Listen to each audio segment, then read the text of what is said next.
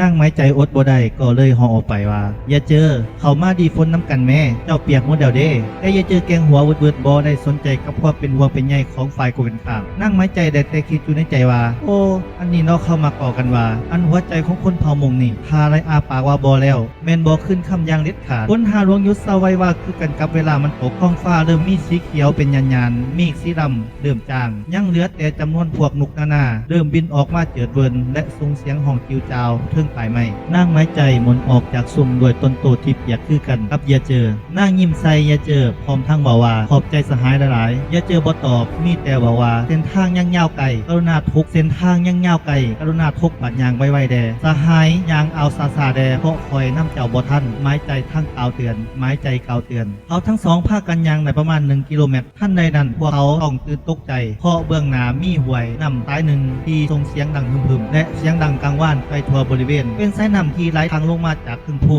บรรดางุนหินหน่อยใหญ่ดุดลังทางเทลงมาส่งเสียงคือกองเบื้องสำเนือนไปทั่วของเขตไม้ใจและเลียเจอนามันเขากับมองพวกเขาไล่แต่เฮ็ดข้อโตกอังมาโนการที่จะลอยขามแมนบอมีทางเพราะหินขนาดใหญ่ยังจังบอยู่ว่ายังต่อกับมนุษย์ธรรมดาจะลอยขามอากาศซ้ำมืดเขา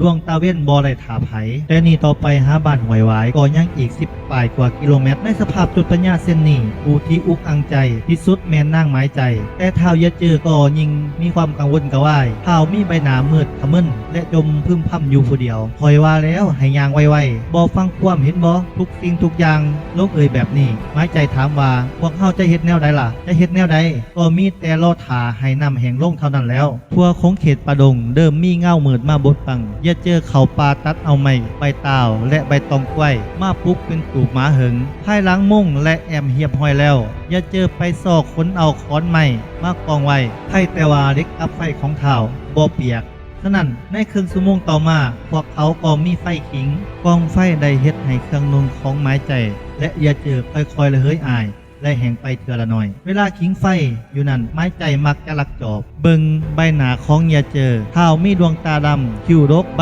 หนาหูบเดียมเล่าขิงของเท้าต่ำกึ่งลำสันฟ้าตีนขนขางใหญ่และเประยะผ่านมาเพิ่งว่าบุคคลทั้งสองอยู่ร่วมกันในสำนักงานเดียวกันแต่บ่คอยสนิทสนมกันย้อนหน้าที่การงานบ่คือกันการพัวพันระหว่างคนกับคนในสมัยนั้นทุกคนมีสิทธิเสมอภาคชายกับหญิงพัวพันกันในสถานะเพื่อนสหายบ่เคยมีกรณีคิดหายใส่กันเสื้ออกเสื้อใจกันเหมือนพี่น้องรวมอุทธรหาบ่าวสาวคู่ใดเกิดมีความหักมักกันด้วยความสัตย์ซื่อบริสุทธิ์ทั้งสองกำสองฝ่ายก็เสนอขึ้นหาการจัดตั้งหับหูด้วยการเฮ็ดเสี่ยวประวัติย่อและคำห้องขอสร้างครอบครัวหาทางการจัดตั้งหากเห็นว่าบ่าวสาวคู่นั้นมีอายุเกษียณแล้วมีเงินไขเพียงพอทางการก็จัดงานวิวาห์ให้ผู้คันขามหาบ่าวสาวคู่ใดหากบ่ปฏิบัติตามระเบียบวินัยสมสู่กันแบบลับๆดีๆแน่นอนว่าบ่าวสาวคู่นั้นบ่เพียงแต่บ่ได้รับอนุมัติต่างครอบครัวนำกันหากยังถือปฏิบัติวินัยนักนับอีก